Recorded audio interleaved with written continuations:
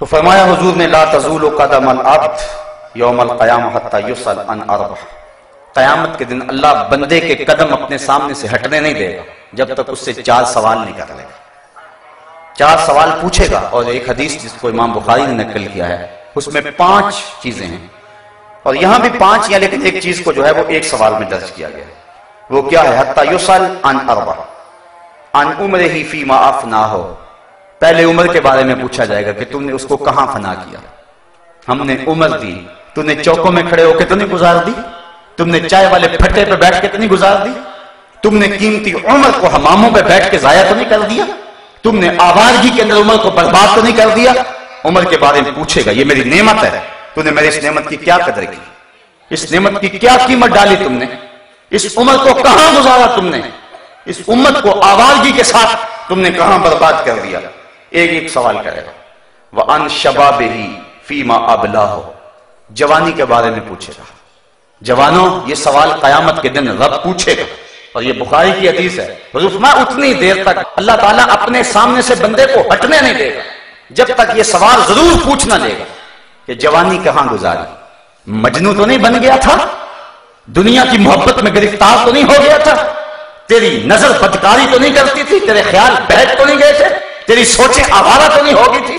تو جوان ہو کے رب کے حکموں کو توڑتا تو نہیں تھا، تیری جوانی کی دین کو ضرورت تھی، کابل میں لوگ لٹ رہے تھے، کنڈھار میں کافرے لٹ رہے تھے، تیری بہن آفیہ صدیقی رو رہی تھی، جیل کی دیواروں سے سر پٹ رہی تھی اور رو رو کے چیخ کے کہہ رہی تھی ہمیں چھڑا لو، ہمیں کافروں کے بیٹوں کی مائیں بننا ہم سے گوارا نہیں ہو رہا ہے۔ تم نے ان کی مدد کو پہنچے،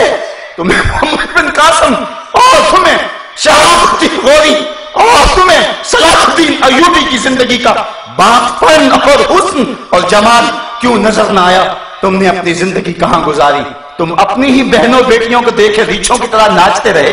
تم نے اپنی ہی نظروں کو گندا کرتے رہے،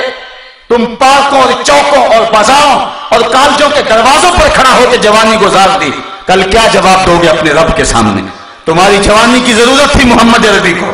تمہاری جوانی کی ضرورت تھی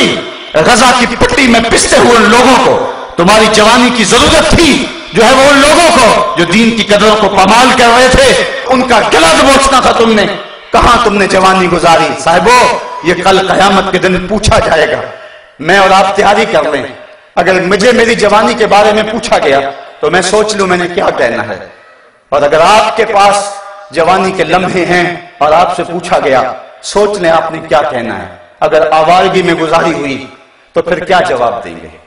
لیکن اگر جوانی کسی ڈھب کے کام پہ لگ گئے تو پھر نظریں تو جھکی ہوں گی، رب کے سامنے اٹھیں گے تو نہیں نظریں، لیکن کہیں گے مالک تیرے قرآن کی نوکری کرتے رہے، اس جوانی میں ہم نے تیرے دین کا کام کیا، اس جوانی کے اندر راہ حق کے مسافر رکھے،